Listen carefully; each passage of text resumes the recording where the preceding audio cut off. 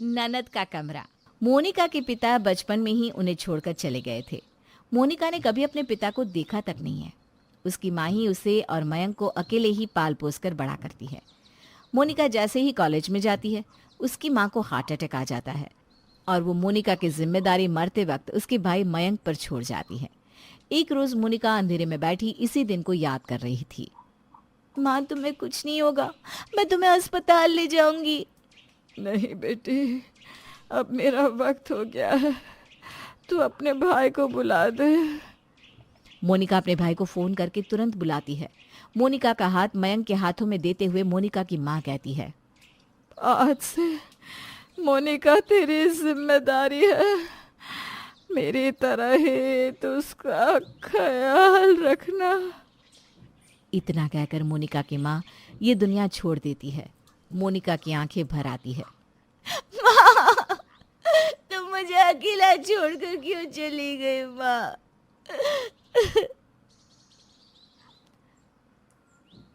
मोनिका अपने आंसू पोंछती है और खुद से कहती है, माँ को गए 5 साल हो गए।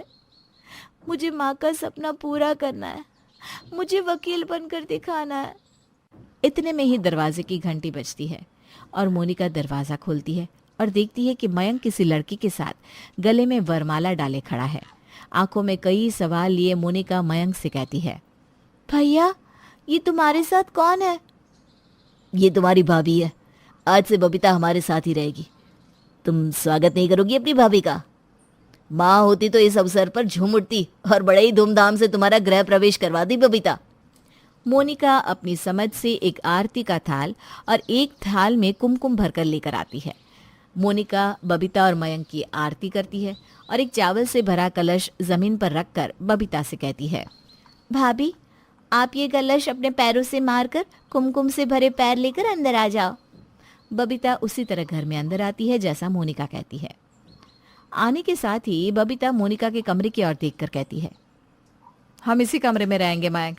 ये कमरा कितना अच्छा है, इसकी खिड़कियाँ कितनी बड़ी है और खिड़कियों से बाहर का नज़ारा कितना अच्छा दिख रहा है। पूरा बाजार तो घर बैठे ही दिख जाएगा। अरे यार, ये कमरा तो मोनिका का है, हमारा कमरा तो इससे भी अच्छा है, तुम एक बार देखो तो ज़रा। मयंक बबीता को कमरे में ले जाता है जो कि पूरा सजा होता है। कमरा देखकर बबीता कहती है, ये तो बहुत सुंदर सजा हुआ है, थैंक यू सोना। मोनिका का कमरा तो इसके सामने कुछ भी नहीं है। पर बबीता के मन में तो मोनिका का कमरा घर कर जाता है। वो मन ही मन सोचती है, ननद जी, ये कमरा तो मैं अपना बना कर रहूंगी। बस कुछ दिन और ये मेरा होगा। मयंक और बबीता अपनी नई जिंदगी की शुरुआत करते हैं। इधर मोनिका सोचती है, अब सब कुछ धीरे धीरे ठीक होने लगेगा, भाभी सब कुछ संभाल लेंगी और अब मैं आराम से पूरे मन से पढ़ पाऊंगी। अगले दिन बबीता एक अच्छी बहू की तरह उठकर नाश्ता बनाती है और मोनिका से कहती है, ननद जी, जरा खाकर बताना खाना कैसा बना है। मोनिका खाना खाती है और अपनी उंगलियां चाटते हुए कहती है, बहुत टेस्टी बना है भाभी। आज पहली बार माँ के जाने के बाद मैं किसी के हाथ का खाना खा रही हूँ। शाम को ना मेरे कुछ दोस्त आने वाले हैं डिनर पर, तो ननद जी, क्या मैं आपके कमरे में उन्हें बिठा सकती हूँ प्लीज़? मोनिका हिचकिचाते हुए कहती है, वो भाभी, मुझे ना पढ़ना होता है, वैसे भी मेरा कमरा छोटा है और मेरी किताबें यहाँ वहाँ पड़ी रहती हैं। नाना जी, कौन सा मुझे 8-10 घंटों के लिए चाहिए, मुझे तो बस 2 घंटे का काम है। कौन सा हम बच्चे हैं जो आपकी किताबें फाड़ देंगे हैं? कुछ देर पढ़ाई नहीं करोगी तो आसमान तो नहीं टूट पड़ेगा ना। मोनिका कुछ कहती है उससे पहले ही मयंक कहता है, हाँ हाँ, इस्तेमाल कर लो, मोनिका इसमें क्या मना करेगी। ठीक है फिर, मुझे ना ये खिड़कियाँ सच में बहुत पसंद है। मोनिका का मुंह छोटा हो जाता है और वो अपने कमरे में चली जाती है। मेरे कमरे में भी कब्जा जमाना चाहते हैं ये दोनों, लेकिन मैं अपना कमरा नहीं छोड़ूंगी। मोनिका की आंखें नम हो जाती है और वो पढ़ाई करने लगती है। इधर बबीता अपने दोस्तों के लिए खाना बनाने लगती है और शाम होते ही तैयार हो जाती है और मोनिका के कमरे में जाकर बैठ जाती है। वाह, मज़ा अलग ही आएगा इस कमरे में पार्टी करने का। थोड़ी ही देर में बबीता की सारी सहेलियां आ जाती हैं और मोनिका के कमरे में बैठ जाती है। बबीता, तेरा कमरा तो किसी रेस्टोरेंट से कम नहीं लग रहा है। हमें तो पार्टी करने की एक जगह मिल गई। दोस्तों अब रोज यही होगी पार्टियां। हाँ हाँ, क्यों नहीं। कोल्ड ड्रिंक के साथ गर्मा गर्म पकोड़े। मेरी शादी का ट्रीट कैसा लगा दोस्तों? लाजवाब।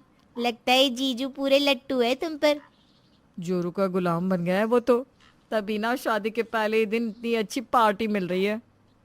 बबीता और उसकी दोस्त मोनिका के पूरे कमरे को गंदा कर देते हैं। ये सब देखकर मोनिका का कलेजा जलने लगता है। बबीता की सहेलियां इतना आवाज करने लगती है कि हॉल में बैठी मोनिका को पढ़ाई में डिस्टर्ब होने लगता है। वो मयंक से जाकर कहती है, भैया इतने शोरगुल में मैं कैसे पढ़ूं? ऐसा कौन ही हल्ला करता है? तू भी ना, छोटी छोटी बातों का बतंगड़ बनाना कोई तुझसे सीखे।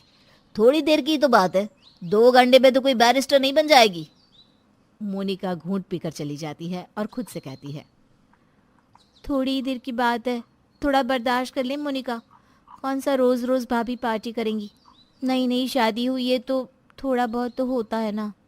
बबीता के दोस्त खा पी कर मजे करके चले जाते हैं।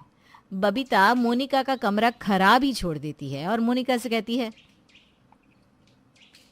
झूठ मूठ का इतना ड्रामा कर रही थी, हो गया ना तुम्हारा कमरा खाली? मोनिका कमरा साफ करने लगती है। इतने में उसे 12 बज जाते हैं और वो बिना पढ़ाई किए ही सो जाती है। अगले दिन मोनिका नाश्ता करके अपने कमरे में पढ़ने बैठ जाती है। बबीता हर थोड़ी थोड़ी देर में मोनिका के कमरे में जाकर बैठ जाती और उसे पढ़ने में डिस्टर्ब करने लगती। मोनिका को गुस्सा आ जाता है, भाभी मुझे डिस्टर्ब हो रहा है, मुझे पढ़ना है, कल भी नहीं पढ़ पाई थी मैं। मेरे बैठने से आपकी पढ़ाई नहीं हो रही है? ये कौन सी बात हुई? हाँ, देखती हूँ कौन सा कुछ बन जाओगी। बबीता मोनिका के कमरे से जैसे ही उठकर जाती है, मोनिका अपना कमरा बंद कर लेती है। बाहर खड़ी बबीता कहती है, नाना जी कब तक बंद रख पाओगी ये कमरा? इससे तो मैं छीन के रहूंगी। शाम होते ही बबीता अपनी सहेलियों को अपने घर में बुला लेती है और मोनिका के कमरे में अड्डा जमा कर बैठ जाती हैं। मोनिका की सहेलियां खा पीकर वापस में मोनिका का कमरा गंदा कर देती हैं। एक काम करना, कोई मस्त सा गाना बजा दे, हम नाचते हैं। बिना नाच गाने के ना पार्टी अधूरी लगती है। हाँ हाँ, क्यों नहीं, लगाती हूँ ना गाना। बबीता की सहेलियां गाना लगाकर नाचने लगती है। इसी तरह रात के 10 बज जाते हैं और तब जाकर बबीता की सहेलियां अपने अपने घर जाती है। आए दिन ये रोज का ड्रामा हो जाता है। बबीता अपनी सहेलियों को बुलाकर बिठा लेती। एक दिन मोनिका का पारा चढ़ जाता है और वो बबीता की सहेलियों के सामने ही तमाशा कर देती है। मोनिका अपने कमरे में जाकर पानी की बोतल फेंकते हुए कहती है, भाभी ये कमरा मेरा है, आप अपनी अड्डाबाजी अपने कमरे में जाकर करो या कहीं और, लेकिन अब आपकी ये सहेलियां मुझे मेरे कमरे में नजर नहीं आनी चाहिए। निकल जाओ मेरे कमरे से। एक बच्चा भी इस तरह कमरे को गंदा नहीं करता जितना कि आपकी ये सहेलियां, जो कि खुद को बड़े घरों की बताती हैं, कर देती हैं। बबीता, हम यहाँ अपनी बेइज्जती करवाने नहीं आए, हम लोग जा रहे हैं, हमें किसी की सुनने की आदत नहीं है। बबीता की सहेलियां उठकर वहां से चली जाती हैं। बबीता का गुस्सा 7वें आसमान पर चढ़ जाता है और दोनों ननद भाभी में बहुत लड़ाई होती है।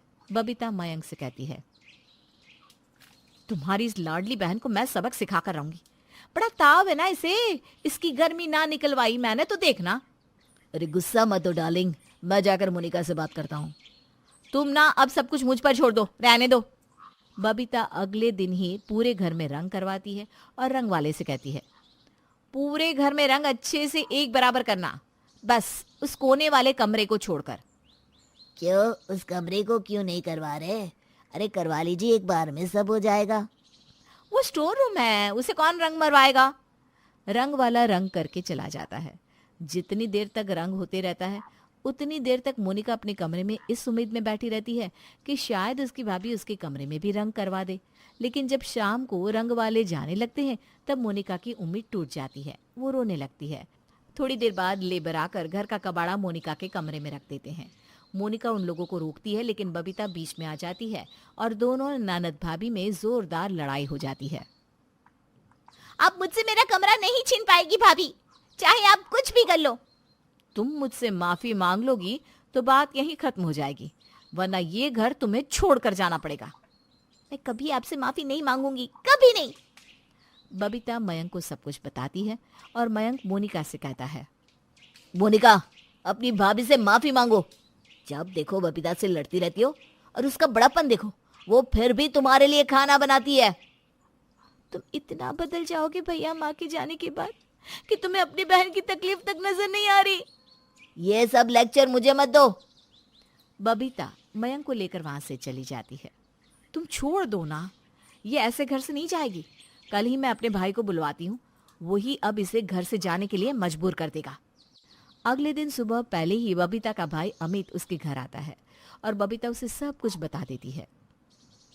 तुम चिंता मत करो दीदी, मैं इस कांटे को जड़ से उखाड़ कर फेंक दूंगा। मैं अभी से ही अपने मिशन पर लग जाता हूँ। अमित मोनिका के कमरे में कचरा फेंक देता है और उसके कमरे के बाहर माइक लगाकर गाना गाने लगता है। माइक की आवाज से मोनिका निकलकर बाहर आती है और गुस्से में अमित से कहती है, पूरे घर में तुम्हें मेरा ही कमरा मिला है, चुपचाप चले जाओ यहाँ से। मेरी रानी, ऐसे कैसे चले जाऊं? अब तो मैं तुम्हें लेकर ही जाऊंगा, मेरी गुलाबो, मेरी गुलाब जामुन। अमित मोनिका को छेड़ने लगता है और उसे परेशान करने लगता है। मोनिका फिर भी टस से मस नहीं होती और अपना काम करती रहती है। इसी तरह एक हफ्ता बीत जाता है और अमित को मोनिका से प्यार हो जाता है। वो मोनिका से कहता है, मोनिका मुझे माफ़ कर दो, इतने दिनों में मुझे सब कुछ समझ में आ गया है। मेरी दीदी ऐसी है, मुझे पता ही नहीं था। इन दोनों को तो अब मैं सबक सिखाता हूँ। थैंक यू अमित, माँ के जाने के बाद एक तुम हो जो मुझे समझ रहे हो। मोनिका अमित के गले लगकर रोने लगती है। फिर थोड़ी देर बाद अमित अपनी बहन के कमरे में कचरा फेंक देता है। कचरा देखकर मयंक और बबीता चिल्लाने लगते हैं, किसकी इतनी हिम्मत? शर्म नहीं आती? अपने भाई के कमरे में कचरा फेंकती हो? अमित बबीता से कहता है, दीदी ये मोनिका ने नहीं, मैंने फेंका है। तुमने अपनी बहन और जीजा पर कचरा फेंका? यही चीज तो कभी आप मोनिका के लिए भी सोच रही थी ना। उसे कैसा लगता होगा जब उसका भाई और भाभी उसके साथ ऐसा बर्ताव करते हैं। मैंने तो एक दिन किया और आप लोग तो हमेशा ऐसा करते हैं। और पता नहीं किस हद तक नीचे गिर गए अपनी ही बहन को घर से बाहर निकालने के लिए, और वो भी एक कमरे के लिए। मयंक की आंखें भर आती है, वो रोने लगता है। मुझे माफ कर दे मेरी बहन, मैंने बहुत गलत किया, मुझे भी माफ कर दो नाना जी। दीदी ये कमरा अब तुम्हें ही मुबारक हो। मैं मोनिका को लेकर हमेशा के लिए यहाँ से जा रहा हूँ। अमित मोनिका से शादी कर उसे अपने साथ ले जाता है और मयंक के दिल पर एक बोझ रह जाता है कि उसने मोनिका के साथ बहुत गलत किया।